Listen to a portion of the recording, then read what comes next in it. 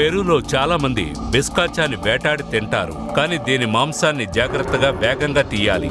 Urine, Musk ఇంకా ప్రేగుల్లోని ద్రవాలు మీటుకు అంటుకొని ఉంటే ఫుడ్ పాయిజనింగ్ అవుతుంది. అప్పుడు ఆ ఎడారిలోనే మరణిస్తారు.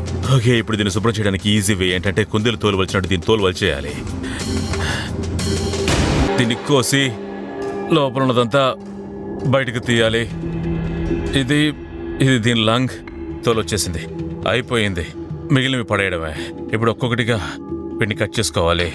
తర్వాత మంటల మీద కాల్చేయడమే.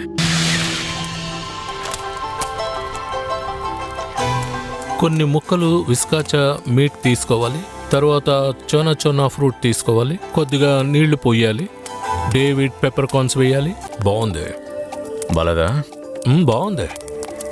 కొద్దిగా కివి టేస్ట్, చోనా పులుపు, కొంచెం ఘాటుగా ఉన్న పెప్పర్